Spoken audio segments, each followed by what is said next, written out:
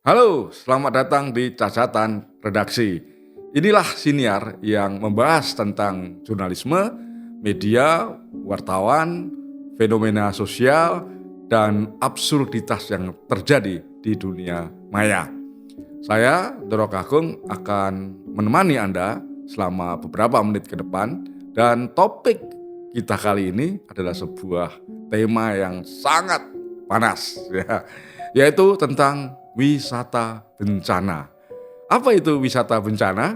Mari kita bahas setelah ini.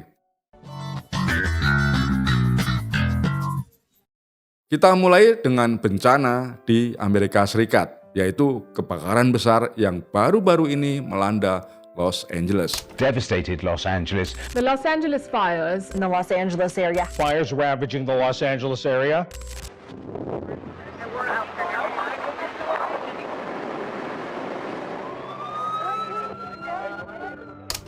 Kebakaran besar ini tidak hanya menelan korban jiwa dan menghancurkan ribuan rumah, tetapi juga diperkirakan menjadi salah satu kebakaran termahal dalam sejarah Amerika.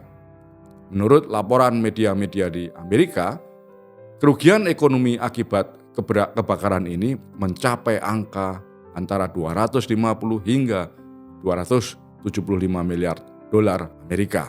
Ya, kalau kita ubah ke rupiah, kira-kira setara dengan 4.500 triliun.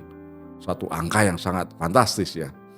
Nah, kehancuran akibat bencana kebakaran di Los Angeles sangat memilukan. Ribuan keluarga harus mengungsi karena kehilangan tempat tinggal. Mata pencaharian mereka juga hilang dan banyak keluarga jadi porak-poranda. Namun di tengah kehancuran yang mengenaskan ini, ada sebuah fenomena yang tak kalah mengejutkan, yaitu kehadiran orang-orang yang menjadikan lokasi bencana sebagai latar belakang konten mereka. Salah satunya adalah seorang warga negara Indonesia, seorang anggota DPR yang juga selebritas.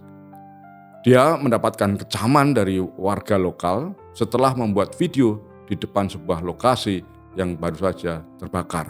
I love how people are taking pictures like if they were really affected.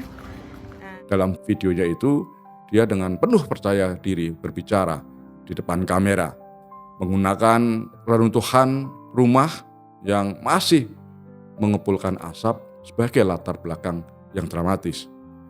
Pemilik rumah yang menyaksikan aksi orang tersebut langsung murka dan berteriak, "Stop, stop, berhenti merekam. Ini rumah saya, ini properti pribadi saya. Kamu siapa?" Melihat tayangan itu yang beredar di media sosial di Indonesia, saya teringat bahwa kisah ini bukan sesuatu yang baru. Di era media sosial, tragedi manusia sering menjadi komoditas visual. Dari ledakan di Beirut hingga kebakaran di Los Angeles, selalu ada orang yang memandang bencana sebagai peluang membuat konten, bukan momen untuk membantu.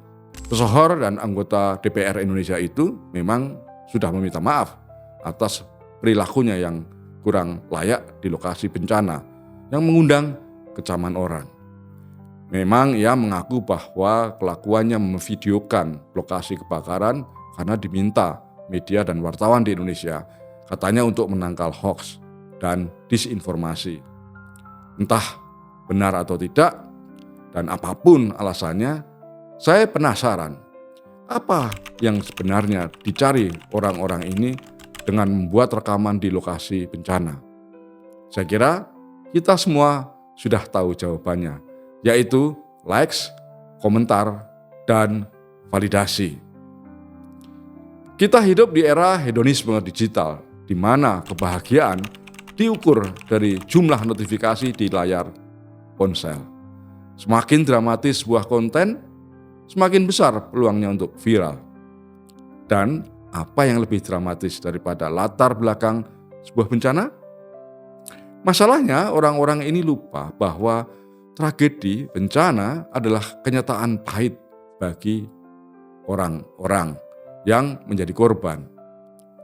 Mereka begitu sibuk mengarahkan kamera ke arah reruntuhan atau asap tebal, hingga lupa bahwa di balik itu semua ada manusia yang kehilangan segalanya. Ironisnya, kita ikut larut dalam pusaran tragedi ini dengan menormalisasi perilaku seperti itu. Unggahan dari lokasi bencana bahkan sering mendapatkan pujian. Misalnya, "Wah, informatif sekali lur. Wah, terima kasih sudah berbagi," dan seterusnya. Padahal apa yang mereka bagikan sebenarnya adalah sebuah eksploitasi, pembalut duka yang dijual sebagai hiburan. Saya melihat ada satu hal yang semakin langka di era digital seperti sekarang, yaitu empati. Bagaimana bisa kita peduli pada korban ketika yang kita pikirkan hanyalah bagaimana membuat konten yang bagus, konten yang bisa viral, konten yang akan mendapatkan jumlah likes yang banyak. Saya pernah melihat seorang selfie di depan lokasi bencana. Senyumnya lebar, ponselnya diangkat tinggi, dan di belakangnya ada rumah-rumah yang ambruk dan terendam banjir. Saya heran, apa yang ada di pikirannya?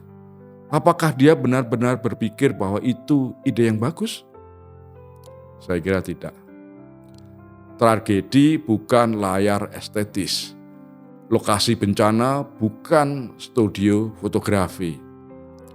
Tetapi media sosial telah mengubah cara pandang kita semua terhadap dunia. Kita tidak lagi melihat penderitaan sebagai sesuatu yang membutuhkan aksi, tetapi sebuah peluang untuk eksis. Masalah ini pada intinya menurut hemat saya menyangkut soal literasi digital yang buruk.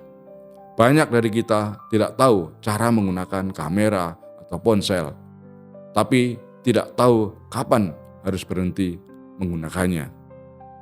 Merekam lokasi bencana tanpa izin, apalagi dengan nirempati, bukan hanya tidak etis, tetapi juga merusak moral. Konten seperti ini tidak membantu korban sama sekali, tidak memberikan solusi, dan hanya memperparah trauma para korban. Apakah sulit untuk berpikir sejenak, menahan diri sebelum menekan tombol untuk merekam? Apakah sulit untuk bertanya pada diri sendiri, apakah ini akan membantu atau justru menyakiti orang lain?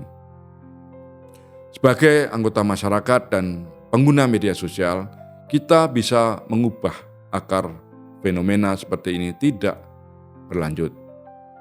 Menghentikan fenomena ini ditiru oleh orang lain. Bagaimana caranya? Yang pertama, menurut saya, kita harus menghormati privasi para korban. Jika kita berada di lokasi bencana, ingatlah selalu bahwa itu adalah ruang duka, bukan ruang konten. Berikutnya, janganlah mengeksploitasi tragedi. Jika kita ingin membuat konten, pastikan konten itu memberikan manfaat yang nyata. Misalnya, ajakan untuk berdonasi atau meningkatkan kesadaran terhadap pentingnya menghargai korban. Lalu fokuslah pada empati dan simpati pada korban. Sebelum mengunggah konten, tanyakan pada diri sendiri, apakah konten ini akan menyakiti seseorang? Jika jawabannya ya, maka jangan lakukan. Kita tidak butuh lebih banyak konten dramatis yang hanya mengejar angka engagement. Kita butuh lebih banyak aksi yang nyata yang membawa perubahan. Jadi mulai sekarang mari kita renungkan bersama. Apa gunanya kamera jika kita kehilangan kemanusiaan?